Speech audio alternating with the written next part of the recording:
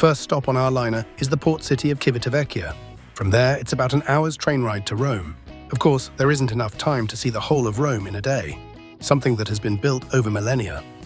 So we rented a minibus with a driver from a tour company at the train station and headed to the first location, the Colosseum. So here we are, in the very heart of Rome, in front of the legendary Colosseum. This is perhaps the most recognizable symbol of the Italian capital. The amphitheater was built nearly 2,000 years ago, in the 1st century AD, during the reign of the emperors of the Flavian dynasty. Once, tens of thousands of spectators gathered here. Gladiatorial fights, hunts of wild animals, and large-scale performances took place in the arena. And beneath the arena itself lay an entire system of underground rooms and mechanisms, through which gladiators, animals, and scenery appeared on stage. Interestingly, the Colosseum was originally called the Flavian Amphitheater. The familiar name appeared later.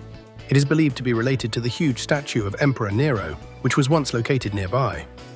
Right next to the Colosseum is another well-known landmark, the Arch of Constantine. It was built in 315 in honor of Emperor Constantine's victory. It is one of the best preserved triumphal arches of ancient Rome. And beyond the Colosseum begins the Roman Forum. Today, the ruins of ancient temples, basilicas, and squares remain here, but once it was here that the most important political and social issues of the Roman Empire were decided. The Palatine Hill rises above the Forum. According to legend, it was here that Romulus founded Rome. Later, Roman emperors built their palaces on this site. Today, tourists stroll here, cars drive by, and modern life is in full swing. But if you stop for a moment and look around, you realize that you are in the very heart of the history of ancient Rome. How wonderful it is just to drive around Rome. Here, almost every street turns into a little journey through time. Outside the window, you see ancient buildings, cozy squares, narrow streets, and it seems that no matter where you look, history is everywhere. And it's especially impressive when you drive past the city's main attractions along the way. Here comes the Vittoriano, a grand, snow-white monument right in the heart of Rome. It was built in honor of the first king of a united Italy, Victor Emmanuel II. In the center of the complex is his equestrian statue, and the monument itself is often called the Altar of the Fatherland. And so, just by driving through Rome, you can see in a few minutes what people come here from all over the world for. Well, now we're at one of the most famous symbols of Rome, the legendary Trevi Fountain. It is located right in the center of the city, among ordinary Roman streets, and every time you go out to see it, you are impressed by its scale and beauty. It seems incredible that such a grand composition is hidden among the ancient buildings. The Trevi Fountain was built in the 18th century according to the design of the architect Nicola Salvi. Its height is about 26 meters, and its width is almost 50. At the center of the composition is the god Oceanus, standing on a chariot in the shape of a seashell. On either side of him are figures symbolizing abundance and health. It's especially beautiful here in the evening, when the lighting is turned on and the water begins to play against the backdrop of the white stone. But the Trevi is famous not only for its architecture. There's a legend: if you throw a coin into the fountain with your right hand over your left shoulder, you'll definitely return to Rome. If you throw 2 coins, you'll meet love, and 3 coins are said to promise a wedding. That's why tourists from all over the world throw a huge number of coins here every year. For me, the Trevi Fountain is one of those places where Rome feels especially vivid. History, architecture, legends, and the atmosphere of the city come together in one place. And this is the Alberto Sordi Gallery, one of the most beautiful historic buildings in the center of Rome. It is located right opposite the column of Marcus Aurelius and appeared here at the beginning of the 20th century. Inside, you'll find elegant architecture, marble, a glass roof, and shops. Today, it's a popular place for walks and shopping, where the historical atmosphere of Rome perfectly blends with the city's modern life. Rome is one of the most visited cities in Europe. In 2025 alone, about 22.9 million tourists came here, which set a new record for the city. Moreover, approximately 12 million of them were foreign visitors. It's no wonder that you can almost always find travelers from all over the world on the streets of Rome. Before us is the Column of the Immaculate Conception, one of the famous monuments of Rome, erected here in 1857. At the top is a bronze statue of the Virgin Mary, and at the base are figures of the prophets. Every year, on December 8th, a traditional ceremony takes place here. Firefighters place a wreath on the hand of the statue of Mary. This is one of the beautiful Christmas traditions of Rome, and just a few minutes' walk from the Column of the Immaculate Conception lies another famous landmark of Rome, the Spanish Steps. It connects Piazza di Spagna with the Church of Trinità dei Monti, located at the top of a hill. The steps were built in the 18th century and have 135 steps. This is one of the most popular places for walks in Rome. Tourists love to meet here, take photos, and simply enjoy the city's atmosphere. At the foot of the hill lies the famous Barcaccia Fountain, an unusual fountain in the shape of a half-sunken boat, created by Pietro Bernini and his son Gian Lorenzo Bernini in the 17th century. So if you're in Rome, be sure to check this place out. Piazza di Spagna is one of the most beautiful and bustling squares in Rome. It's always full of tourists, street performers, and just people who enjoy the atmosphere of Rome. This is a place where you can especially feel the true rhythm of the Italian capital.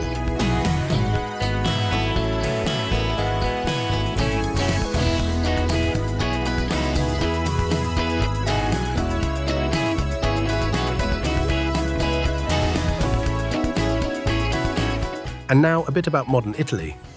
Here in Rome, the country's government is located. One of the main government buildings is Palazzo Chigi, situated on Piazza Colonna. It is here that the residence of the chairman of the Council of Ministers of Italy, that is, the country's prime minister, is located. And the most interesting thing is that just a few minutes from here, a completely different Rome begins. The one we know from history textbooks and films. In this city, modern life and monuments that are thousands of years old coexist in a remarkable way. You can walk a few blocks and find yourself at the Trevi Fountain. Walk a little further and you'll see the Pantheon, the Spanish Steps, or Piazza Navona. And if you head in the other direction, you'll find the Colosseum, the Roman Forum, and the Palatine Hill very close by. That's precisely why Rome is so convenient for travel. You don't have to use transport all the time. Many of the main attractions are literally within walking distance of each other, and it seems that the whole city is one big open-air museum. And now we're heading to one of the most beautiful squares in Rome, Piazza Navona. Its history dates back to ancient Rome. It was here that Emperor Domitian's stadium once stood, where sports competitions and various spectacles were held. Today, the square looks completely different. In the center stands the famous Fountain of the Four Rivers, created by the great Gian Lorenzo Bernini in the 17th century. The four figures symbolize the largest rivers of the four parts of the world known at that time: the Nile, the Ganges, the Danube, and the Rio de la Plata. There are also two other fountains in the square, and above it rises the church of Sant'Agnese in Agone. Piazza Navona is the place where Rome comes to life in a particularly vibrant way. There are always many tourists, street artists, musicians, and cozy cafes here, and perhaps the most enjoyable thing is simply to stroll around here without rushing, to admire the architecture and to enjoy the genuine atmosphere of the Italian capital. And a little advice for those who come to Rome. In tourist areas, you should keep a closer eye on your bags and valuables. Pickpocketing is very common here. If you're arriving by cruise ship, the simplest option is to leave all the unnecessary and valuable items in your cabin and go for a light-footed walk. Take only your camera, phone, and bank card. This way, the journey will be much more peaceful. Rome is beautiful not only because of its famous landmarks. Here, beauty is literally everywhere, in the old facades, balconies, windows, doors, fountains, and small, cozy streets. Sometimes it's enough just to stop, raise your head, and look around. After all, the real Rome is not just about great monuments, but also about the thousands of small details that create its unique atmosphere. And now we're heading to one of the most famous places in Rome, the Vatican. This is not just a popular attraction, but the smallest independent state in the world, located right inside the Italian capital.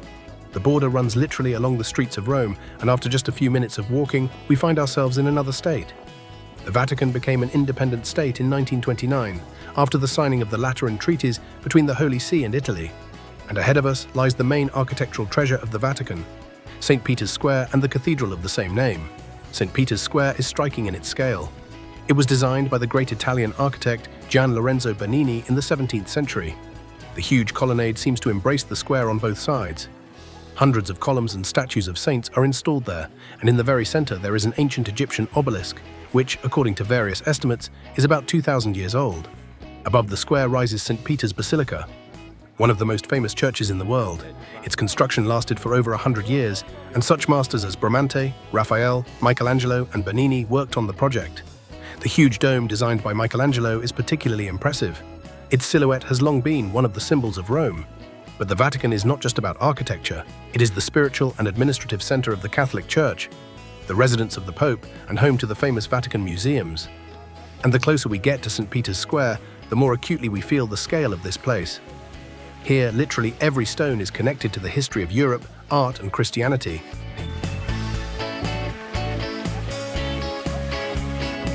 We are looking at an unusual sculpture titled Angels Don't Know by Canadian sculptor Timothy Schmaltz. The work is dedicated to people who are forced to leave their homes in search of safety and a better life.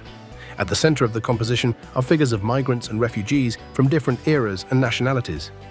The sculpture reminds us that human history has always been connected with journeys, relocations, and the search for a new home. Our walk through Rome is coming to an end. It's time to return to the liner, but we don't want to leave at all. Rome has won our hearts. We've fallen madly in love with this city. Goodbye, Eternal City. I hope we'll definitely be back.